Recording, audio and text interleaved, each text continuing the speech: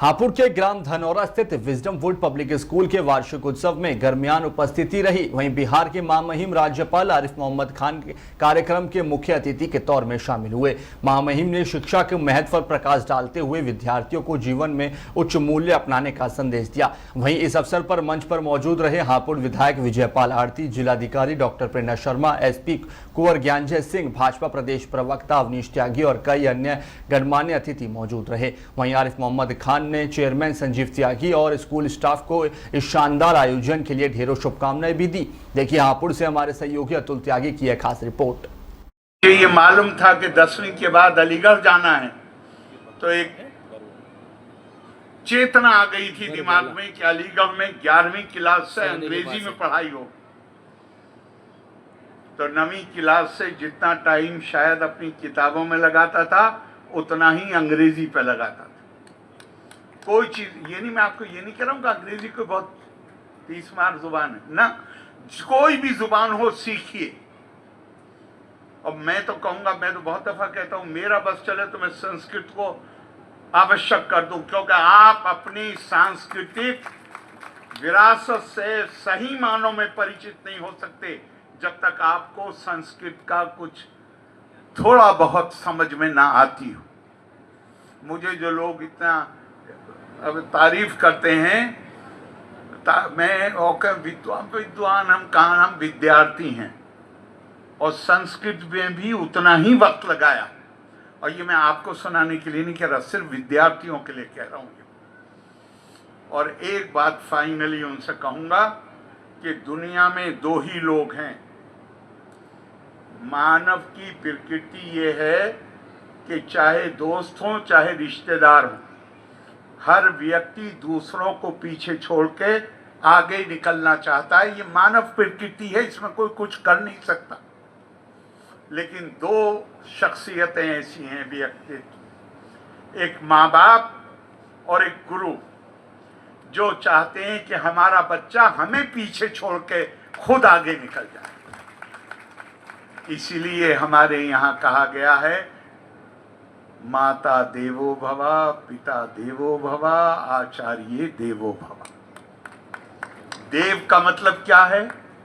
इसका मतलब है कि जो इनके प्रति सम्मान और श्रद्धा जितनी संभव है होनी चाहिए।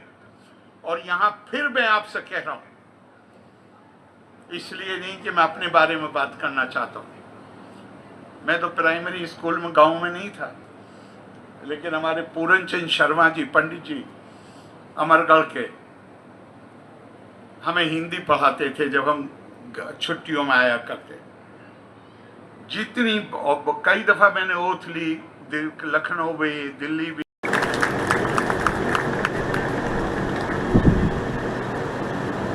Thank you sir. मैं अब मुख्य अतिथि महोदय का सम्मान तथा अपने सभी अतिथियों का सम्मान के लिए जो स्वागत भाषण के लिए मैं यहाँ पर श्री संजीव त्यागी जी को आमंत्रित करती हूँ कि कृपया अपना स्वागत भाषण जो है यहाँ पर प्रस्तुत करें। एक बार जोरदार तालियां हो जाएं। ये ऐसा क्षण है, ऐतिहासिक क्षण है हमारे हापुड़ जनपद में, जो माननीय राज्यपाल महोदय यहाँ पर पधारे हैं।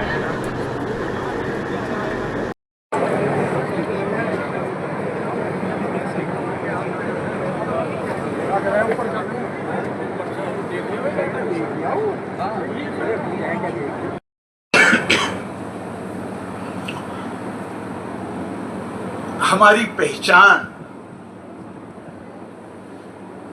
संप्रदाय के आधार पे, बिरादरी के आधार पे, बिरादरी में फिर छोटे गोत्र के आधार पे हमारी, ये सब ठीक है, इसमें कोई खराबी नहीं।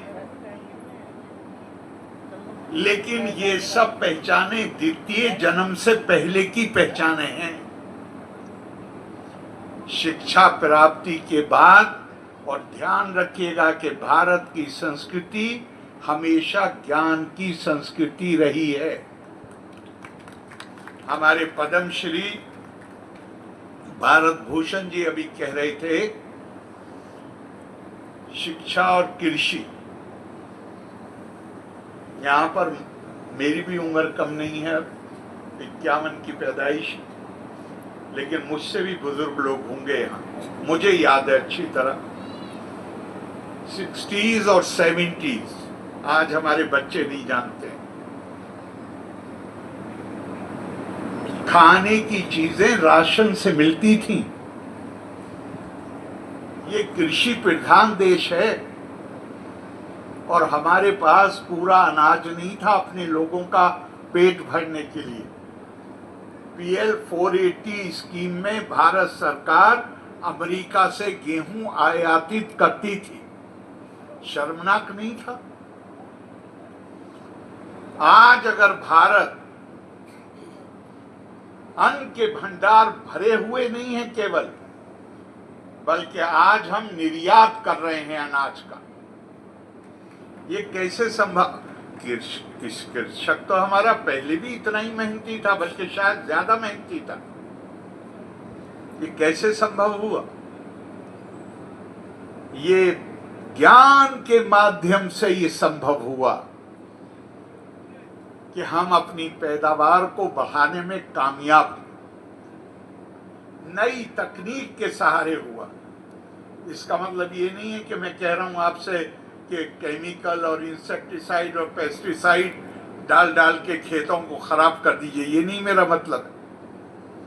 बल्कि आज हम उसके दुष्परिणाम अगर देख रहे हैं तो हमें रुक के सोचने की जरूरत है कि कौन सा खाद विकल्प के तौर पे इस्तेमाल करें। जिस तरह हमने अनाज की कमी को पूरा किया, आज इसकी जरूरत है कि इस पे दिमाग लगाएं कि हम अपनी जमीनों को खराब होने से कैसे रोकें। सरस्वती ज्ञान खल्व यथा सती,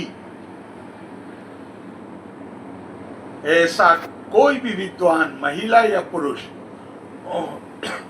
जो अपने ज्ञान को दूसरों से साझा नहीं करती या करता,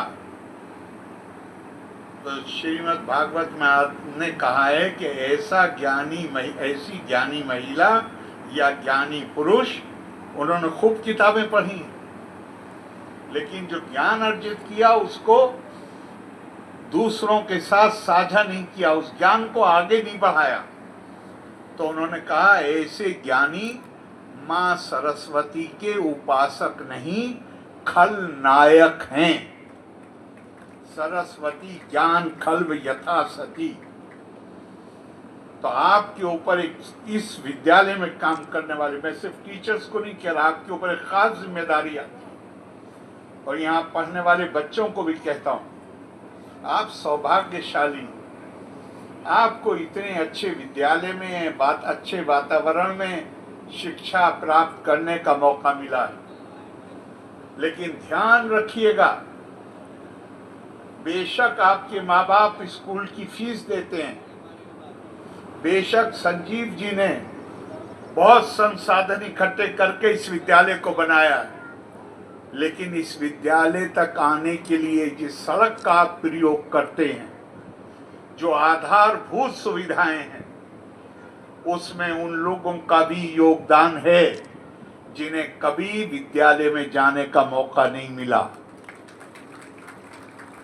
वो भी बाजार से कोई चीज खरीदता है तो उसके ऊपर GST के रूप में या इनडायरेक्ट टैक्स के रूप में टैक्स देता है, जिससे ये आधारभूत सुविधाएं पैदा की जाती। उसका भी अधिकार है कि आप उसकी चिंता करें। आपके यहाँ विद्यालय चल नहीं सकता बगैर संसाधनों के, लेकिन जिनके पास संसाधन नहीं है उनके लिए भी हमें सोचना पड़ेगा, कुछ व्यवस्था करनी पड़ेगी। स्वामी विवेकानंद ने तो बहुत सख्त शब्द प्रयोग किए हैं। उन्होंने तो कहा है कि जब तक भारत में अज्ञानता है और गरीबी है, तब तक मैं हर उस व्यक्ति को जो शिक्षित है गद्दार की संज्ञा दूंगा, अगर वो उनके प्रति चिंतित नहीं है जिनके पास ज्ञान नहीं पहुंचा और जो अभी भी गरीब हैं, मैं उनको गद्दार कहूंगा। बहुत सख्त शब्द प्रयोग किए। हमारी जिम्मेदारी, हमें उनके प्रति सोचना है। मुझे आने में इसलिए देर हो गई, मैं आप सबसे माफी चाहता हूं कि रात बंबई से फ्लाइट कई घंटे लेट हो, मैं देर से पहुंचा हूं। आप पता नहीं कितनी देर से आपको इस गर्मी में बिठा रखा है। मैं लंबा भाषण नहीं करूंगा, लेकिन एक बात जो मैं जाएगा।